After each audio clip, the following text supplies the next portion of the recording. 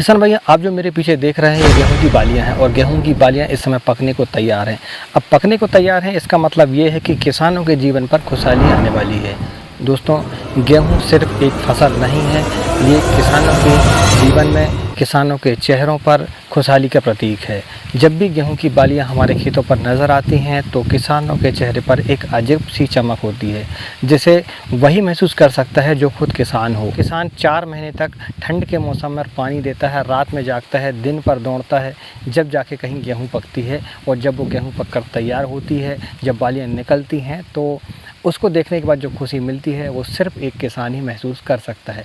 तो आप सारी सब्जियां लगा लें, कोई भी फसल लगा लें, मगर गेहूं का जो हमारे जीवन प्रभाव है वो सारी फसलों से अलग है। तो नमस्कार दोस्तों, मैं हूं राकेश साहू, आप देख रहे हैं एग्रो जीवन बातें किसान की। और आज इस वीडियो में हम जानने की कोशिश करेंगे मार्च के महीनों में लगने वाली फसलें। दोस्तों, इस वीडियो में आपको 2 प्रकार की फसलों के बारे में बताऊंगा। एक प्रकार की फसलें वो होगी जिनका हम हार्वेस्टिंग जो है बरसात के पहले समाप्त कर दूसरी फसल की तैयारी करेंगे, और दूसरे प्रकार की फसलें वो होगी जिनकी हार्वेस्टिंग हम अगले बरसात तक भी लेते रहें और बरसात के बाद भी लेते रहें। दोस्तों, वीडियो में अंत तक बने रहें। वीडियो के अंत में मैं आपको बताऊंगा विशेष बात, और विशेष बात में मैं आपको बताऊंगा कि टमाटर हमें क्यों नहीं लगाना चाहिए अब, और लगाना चाहिए तो कब लगाना चाहिए। तो दोस्तों, अब हम बात कर लेते हैं पहली फसल के बारे में। वो ऐसी फसलें हैं जिनका हम गर्मी में उत्पादन लेते हैं और बरसात में हम फिर से नई तैयारियां करते हैं, हमें समय उतना मिल जाता है। दोस्तों, वो है खीरा। खीरा एक ऐसी फसल है जो कि 40 दिनों में हमारी शुरुआत हो जाती है, यानी कि उसकी तुड़ाई वो 40 दिन में स्टार्ट हो जाती है और अगले 30 से 35 दिनों तक हमारी तुड़ाई चलती है। यानी कि टोटल जो टाइमिंग होता है बस लगभग इसका 2 से ढाई महीने हो। तो 2 से ढाई महीनों में आपकी पूरी हार्वेस्टिंग हो जाती है, आपका उत्पादन पूरा ख़त्म हो जाता है और आपकी जो है ज़मीन जो है खाली हो जाती है। उस ज़मीन पर आप दूसरी फसल की काश्त कर लेते हैं। तो खीरा एक ऐसी फसल दोस्तों जो कि कम समय में हमें ज़्यादा उत्पादन देती है। खीरे की जो वेराइटियाँ हैं वो, उनमें सबसे जो पहली अच्छी वेराइटी है वो है BNR की क्रस। दूसरी है मालिनी जो कि सेमनेस कंपनी की है, और उसी कंपनी की पद्मिनी भी आती है। आप चाहें तो इन वेराइटियों का चयन कर सकते हैं। भिंडी एक ऐसी फसल है दोस्तों जो कि 40 से 45 दिनों पर हमारी उसकी तुड़ाई चालू हो जाती है और उसको लगाने का ये बहुत सही समय है। अब दोस्तों, भिंडी की जो तुड़ाई है वो लगभग 40 से 45 दिनों तक ही चलती है, और चाहे तो उसको आप लंबा भी चला सकते हैं, मगर आप चाहें तो उसको निकाल के आप दूसरी फसल बरसात की आप ले सकते हैं, उसके लिए आपको समय पर्याप्त मिल जाता है। भिंडी आप जो है फ्लैट ज़मीन पर भी लगा सकते हैं, बेड बनाकर भी लगा सकते हैं, और ड्रिप मल्चिंग के साथ भी लगा सकते हैं। भिंडी की फसल लेने के बाद आप सीधा उस पर रोटावेटर चला दें, उसके जो पौधे हैं वो उसी ज़मीन पर मिल जाएंगे और अगली फसल के लिए खाद का काम। तीसरी फसल दोस्तों वो है करेला। करेला भी एक ऐसी फसल दोस्तों जो कि 50 दिनों में हमारी स्टार्ट हो जाती है। यदि आप अच्छी वेराइटी लेते हैं, जैसे अमनसरी है, 13-15 है, तो ये जो वेराइटी दोस्तों 45 से 50 दिनों पर हमारी हार्वेस्टिंग देनी चालू हो जाती है, यदि आपका मेंटेनेंस बढ़िया है तो। और ये 2 महीने तक जो है बढ़िया चलती हैं। तो अभी आप मार्च चल रहा है, मार्च के बाद जो है 3-4 महीने तक आप इस फसल को लेकर, यानी कि लास्ट जून तक आप इसकी फसल लें, और इसके बाद निकालने के बाद आप दूसरी फसल की तैयारी भी कर। इसके बाद जो फसल आती है वो आती है हमारी तरबूज और खरबूज। और खरबूज भी ऐसी फसल दोस्तों जो कि 60 से 70 दिनों में हमारी हार्वेस्टिंग इसकी चालू हो जाती है, और अगले 15 दिनों तक इसकी तुड़ाई होने के बाद ज़मीन भी बहुत जल्दी खाली हो जाती है। इसमें भी दोस्तों तार बांस वगैरह नहीं लगते, तो ज़मीन को सुधारने में हमें समय कम लगता है। तो आप इन फसलों का चयन भी पालक। इसके बाद जो 5वीं फसल है दोस्तों वो है हमारी पालक, धनिया। ये जो फसलें हैं ये भाजी वर्गीय फसलें हैं, तो इनका भी आप जब चयन करते हैं तो आपको ज़्यादा मशक्क़त करने की ज़रूरत नहीं है, ज़्यादा खर्चा करने की ज़रूरत नहीं है, और कम समय पर आप उत्पादन लेकर अपनी ज़मीन को फिर से दोबारा फसल के लिए तैयार कर सकते हैं। तो दोस्तों, ये हुई 5 प्रकार की फसलें।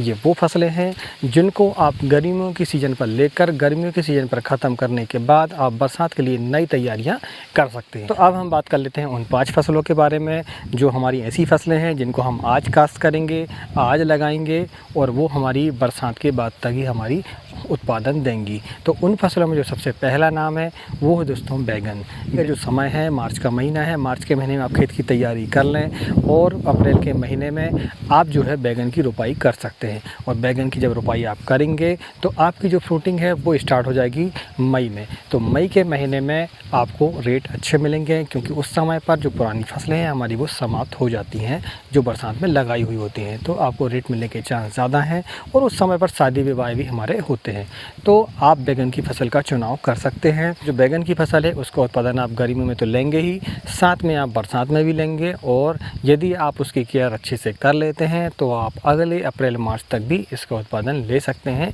उसी मिट्टी पर, उसी ज़मीन पर, उसी मल्चिंग पर, उसी स्टेकिंग पर। तो आप एक ऐसी फसल को चुनाव कर रहे हैं, बैगन की फसल यदि लेते हैं तो, कि वो आपको लंबे समय तक उत्पादन देगी और अच्छा खासा मुनाफा देगी।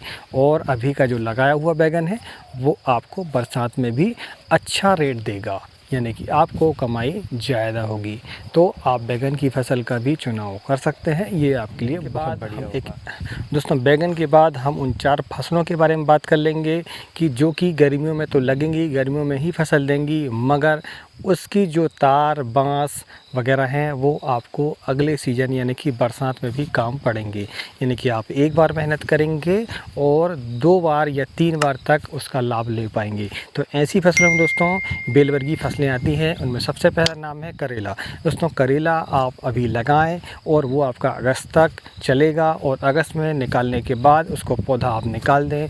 वही स्टेकिंग, बाँस, तार, वही मल्चिंग में आप क्या करें कि दोबारा यदि आपको लेना है तो फिर से करेला लगा दें, या आप अन्य कोई भी फसल जैसे आप टमाटर भी ले सकते हैं। दोस्तों, मैंने पिछले सीज़न पर करेला लिया हुआ था गर्मी के समय पर, और उसी ज़मीन पर मैंने टमाटर का रोपण कर दिया। टमाटर का भी अच्छा उत्पादन मिला मुझे, और करेले का भी। मैंने ऐसी स्टेकिंग मजबूती से की थी जो कि हमें करेला में फसल उत्पादन लेने के बाद फिर से टमाटर हमने उसी स्टेकिंग और बाँस तार पर लगा दिया, तो हमें जो खर्चा है वो बहुत कम आया। उसी प्रकार दोस्तों, खीरा एक ऐसी फसल है, खीरा का भी उत्पादन अभी आप ले लें गर्मियों पर, और फिर से आप खीरा को 2-3 बार भी इसमें ले सकते हैं यदि आप कैंची मेथड से उसकी स्टेकिंग करते हैं। तो यदि आप कैंची मेथड को नहीं जानते तो आप वीडियो पर देख सकते हैं कि हमने स्टेकिंग किस तरीके से की है। और ये जो स्टेकिंग आप देख रहे हैं ये हमारी खीरे की फसल, इसमें 2 बार हमने ले चुके हैं, और अब हम उसी ज़मीन पर उसी स्टेकिंग पर फिर टमाटर लिए हुए हैं। तो आप देख सकते हैं कि यदि आप कैंची मेथड से फसल लेते हैं तो आपकी जो बेलवर्गीय फसलें हैं इनकी लागत बहुत कम हो जाती है, यानी कि आप एक बार स्टेकिंग करते हैं और बार बार उसमें फसल लेते हैं। दोस्तों, स्टेकिंग करना बहुत कठिन कार्य होता है, उसमें लागत भी हमें बहुत ज़्यादा आती है, इसलिए जब भी आप एक बार स्टेकिंग करें मजबूती से तो उसका जो है उपयोग बार बार करें। उसी श्रेणी में दोस्तों, आप लौकी का भी उत्पादन उसी स्टेकिंग पर ले सकते हैं, यानी कि आप गर्मी पर लगाएं और बरसात में फिर से दूसरी फसल या फिर से लौकी लगा सकते हैं। और इसके बाद हम बात कर लेते हैं हमारी 5वीं फसल के बारे में। तो 5वीं फसल है दोस्तों बीन्स।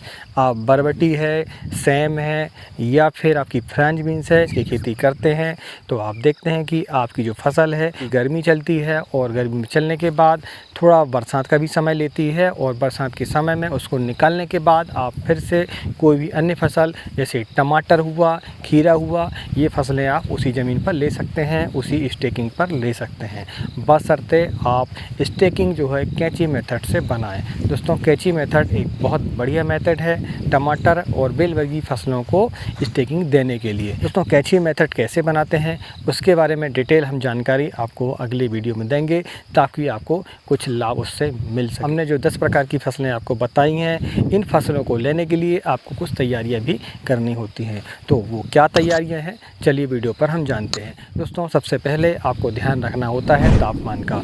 आप अपने एरिया के तापमान के हिसाब से किसी भी फसल का चयन करें।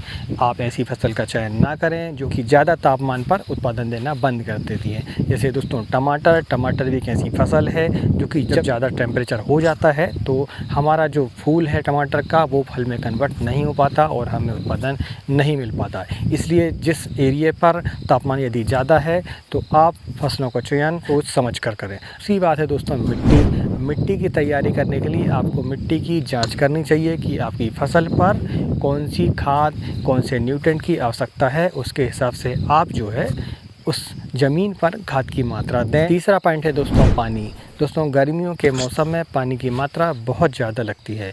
आप बरसात की बात करें, आप ठंड की बात करें तो पानी की मात्रा बहुत कम लगती है। बरसात के दिनों में तो सिर्फ आपको वाटर से अवेलेबल खाद देने के लिए पानी लगता है। ठंड के मौसम भी आपको पानी ज़्यादा नहीं देना पड़ता, लेकिन गर्मियों का जो सीज़न होता है, इस सीज़न पर आपको जो पानी की मात्रा है वो आमतौर पर डबल देनी होती है। खासकर खीरा वर्गीय या बेल वर्गीय फसलों पर आपको पानी की मात्रा और बढ़ानी पड़ती है। तो जब भी आप फसलों का चयन करें तो आपको अपने जो वाटर सोर्स है उनके ऊपर ध्यान देना चाहिए कि आपके पास पानी के स्रोत कितने हैं, उसी के हिसाब से आप अपनी ज़मीन पर फसल लगाएं। अब हम बात कर लें दोस्तों चौथे पॉइंट के बारे में। तो चौथी पॉइंट है, हम एक नॉर्मल बेसल डोज आपको बताते हैं उसमें। तो नॉर्मल बेसल डोज में आपको अपनी ज़मीन तैयार करने के समय पर 50 kilo DAP, 25 kilo super phosphate, 25 kilo potash यानी कि MOP लाल वाली जो होती है हमारी वो, 5 kilo sulphur, 10 kilo ferrous sulphate और 5 kg जिंक अपनी ज़मीन पर बेसल डोज के रूप में लेना चाहिए। और यदि आपके पास गोबर की खाद या वर्मिंग कंपोस्ट है तो आप अपनी ज़मीन पर ज़रूर उपयोग करें। गोबर की खाद यदि आपके पास कम है तो आप बेड के ऊपर उसका छिड़काव करें तो आपको ज़्यादा फ़ायदा होगा कम खाद देने पर भी। अब इसके बाद जो लास्ट पॉइंट होता है दोस्तों वो है हमारा रोग नियंत्रण। दोस्तों जब भी आप किसी फसल का चयन करें तो आप पहले देख लें कि आपकी जो फसल है वो किन किन रोग या कीटों से ग्रसित होती है, उसके बारे में आप पहले जानकारी ले लें।